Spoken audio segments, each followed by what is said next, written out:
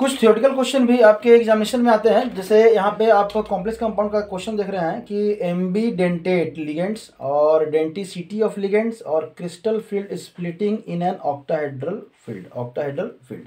तो theoretical question है, हम बस थोड़ा सा यहाँ पे है ना आपको एक है ना प्रकाश डालते हैं, ठीक है।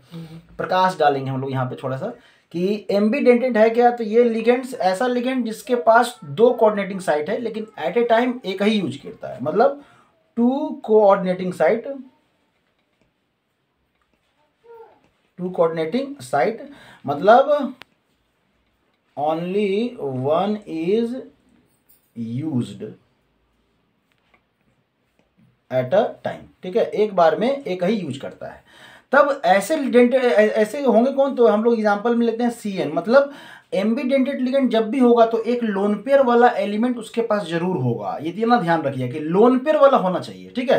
क्योंकि जैसे ही अगर दोनों वैलेंसी हो गया, अगर कोई वैलेंसी डबल वैलेंसी वाले की बात करें तब तो वो वैलेंसी हो गया, तो वैलेंसी वाला वो बाइडेंटेड कहलाएगा, वो एम्बीडेंटेड नहीं कराएगा।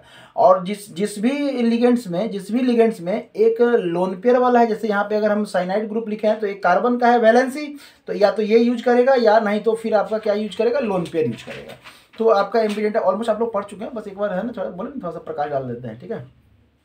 तब है आपका डेंटिसिटी क्या है, तो कोई भी जो लिगेंड्स है उसमें कितने कोऑर्डिनेटिंग साइट्स हैं या कोऑर्डिनेटिंग पेयर्स है ना कहते हैं एलिमेंट्स हैं जो कोऑर्डिनेट बॉन्ड बना सकते हैं। जैसे अगर हम लोग बात करें, अगर एग्जांपल से हम समझा देते हैं इथेन 1,2-डाइअमाइन मतलब CH2 और आपका यहाँ पे NH2 और यहाँ पे आपका NH2।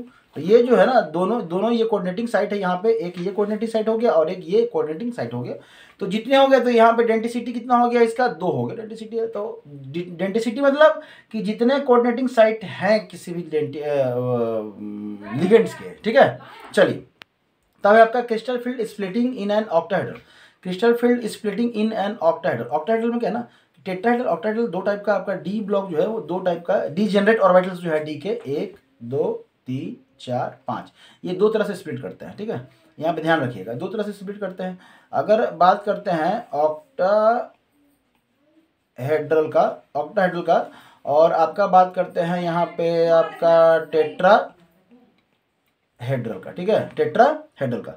तो ऑक्टाहेड्रल में क्या है, ऑक्टाहेड्रल में जो है आपका यहाँ पे जो टूटता है वो 2 ऊपर में और 3 आपका नीचे में, ठीक है। और यहाँ पे होता है ये T2G और ये होता है आपका EG।